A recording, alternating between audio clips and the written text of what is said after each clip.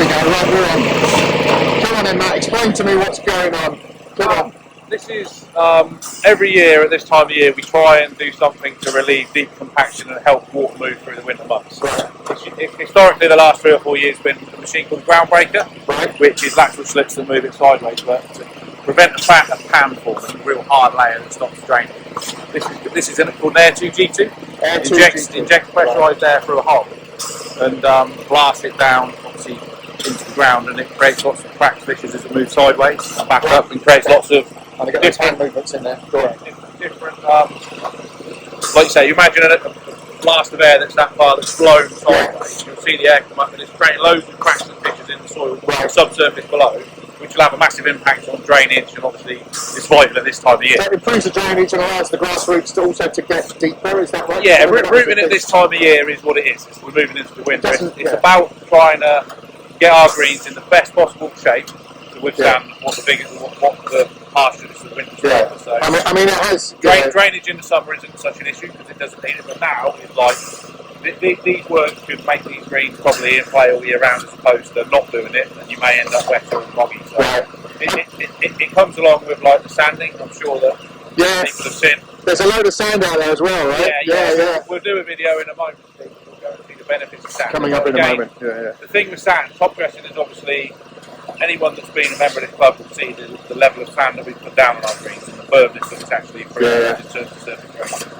And sand applications are done at the time of year when the weather dictates. It's as simple as that, really. As soon as we get to November, if the weather window, and it opened for us the last couple of weeks, so we've got another 30 tonnes of sand down on greens, which as you can see is now gone. An autumn fertiliser, hardened against disease, we've got none, which is great.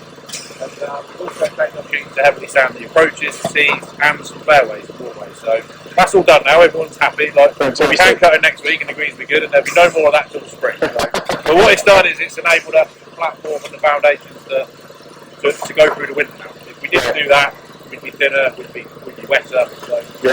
So the benefits will be seen in the weeks ahead. And the sense is that the greens should hold, basically should be able to drain better. They will drain better than they did. Obviously, some of them have got clay underneath, they'll only take so much water, but the reality is we don't really use, our greens are not really an issue, is it? This is mainly field getting to areas out there. But greens wise, we don't use temporaries and we don't press greens, so they'll be fine. And the benefit in the summer, will it have a knock on into the summer? Aeration you have to keep going. If you neglect it, the more and more compaction you get, the shallower roots you get, the less drainage you get, the more surfaces you get, the more disease you get. It's not an effect. This is relentless sort of it's all the way. It's always ongoing with the grass. It's a live surface, isn't it? Well, this is doing the front as well, which is we're doing all this week. We've hired this machine in for a week, so we'll be doing all greens, all approaches, and all tees, little pinch points. We have a walk out there. Have a little video. Let's go and have a look at it. this. If a golfer gets on the green that we haven't got to roll after, it may be a little bit bumpy, but it will all settle down. It's just pockets of air. So here it is before. This is, I guess, is this beforehand? Yeah. So this is. There's what we've done. But if you look at the air, do a close-up video. You can see the bubbles that are coming. Oh yeah. Come round here.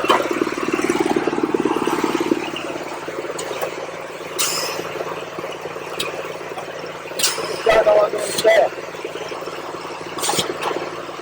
We've got a lot of water coming up on the different roads, so it looks straight in there, the bulbs up there. That's great, that's we can only stand the air rate around about 5 minutes.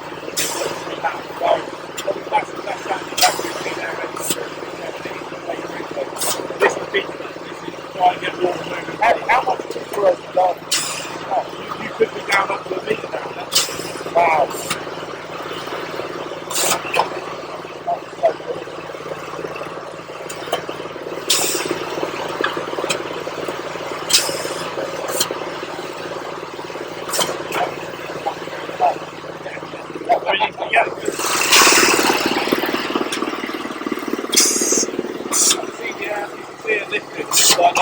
That's going to be breathing, and we'll see a real difference in the days ahead.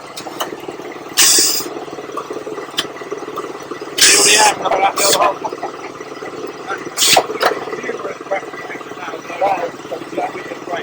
And to be honest with you, it's not that destructive, is it? There will be, if we walk on the green, I'm sure there'll be the odd little pocket of air where there's one in front of us there. Oh, there you go. It's a little bit soft, but this will all be rolled and be softened down. Right. It's big now. Look. Oh yeah. So this is always hard to capture. I'm trying to work out if I can make this. Feels like we're walking on sort of air. Yeah. So there's a little bit of a mound there.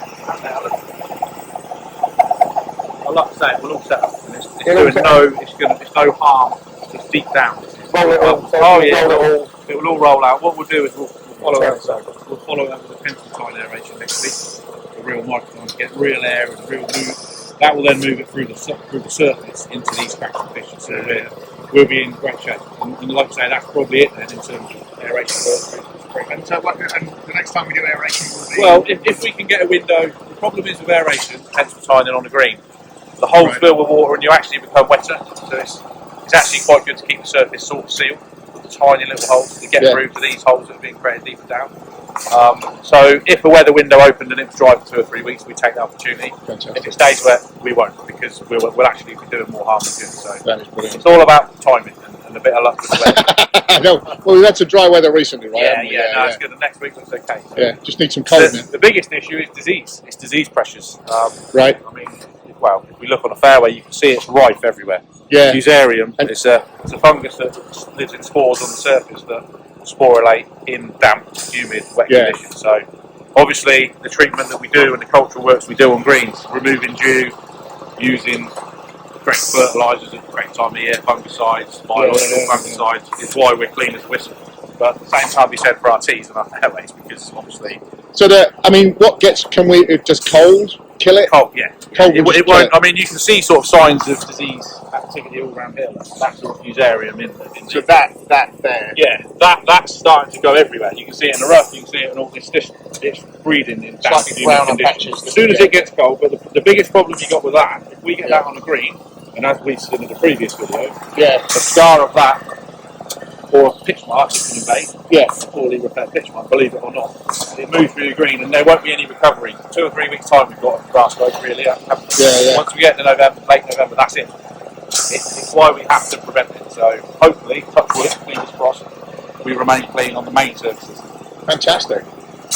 I'm going to stand here and watch this all day. Thank you everyone for listening. This is great. This is brilliant. Let's go do some videos of sand.